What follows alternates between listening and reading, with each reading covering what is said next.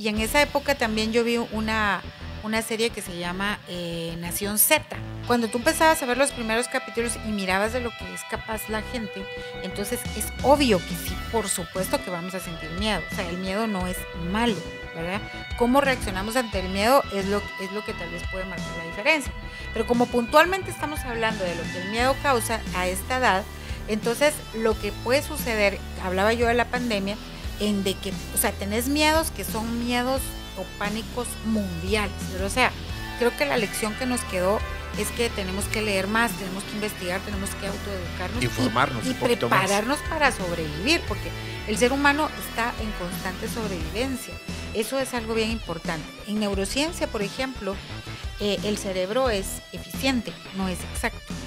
Entonces, por ejemplo, cuando tú estás en una situación de crisis, tu cerebro lo que hace es protegerte. Así funciona el cerebro, ¿verdad? O sea, independientemente de tus opiniones particulares, el cerebro es eficiente. Entonces es como cuando tú venís y tus papás te estaban hablando y tú les ponías atención unos 10 segundos, después te ibas. Ya te vale. Sí, te ibas. Valía, pues, todos ¿verdad? nos pasa. Esa es la realidad, a todos nos pasaba, a nuestros hijos también y hacemos lo mismo, ¿verdad? Porque educamos como nos educaron un poquito.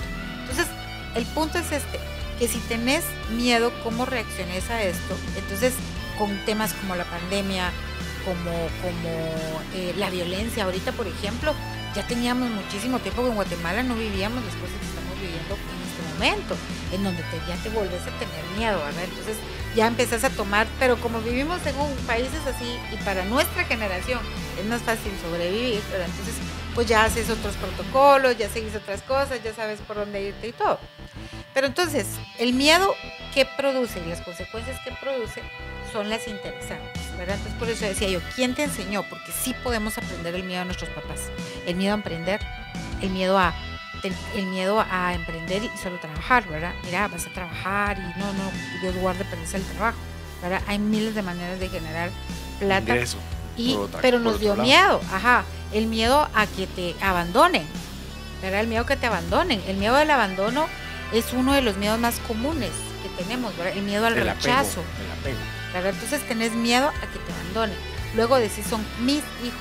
Sí, pero cuando tus hijos tienen 20, 25 años, empiezan a ser independientes. Entonces, y te da miedo, ¿verdad? Porque uno de papá sigue, ay, no, les puede pasar algo, los seguimos tratando como niños. Entonces, crecimos con temor al rechazo, con temor al abandono, con la culpa, ¿verdad? ¿Cuántos de nosotros no teníamos el síndrome de la culpa, donde después de cualquier cosa pedías disculpas? En nuestra sociedad, el guatemalteco es disculpe.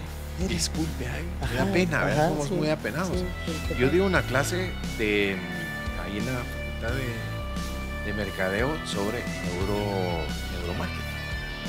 Y justamente dentro del material que pude brindarle a los jóvenes está que el procedimiento o todo el proceso cognitivo entre los 0 y 6 o 7 años, ahí va todo, lo que aprendiste bien o mal.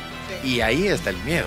Lo aprendiste en casa, te lo transmitieron, lo aprendiste por el ejemplo que veías, pues lo que tenías en tu casa. Ahora, si tus papás tenían miedo y te decían, no, lánzate y de 3 meses no te va a pasar nada, pues es otra historia, ¿verdad? Pero creo que coincido con lo que están comentando ustedes, de que mucho el miedo es aprendido y viene desde casa. La parte bonita también, que habría que enfocarnos también, es cómo lo vencemos.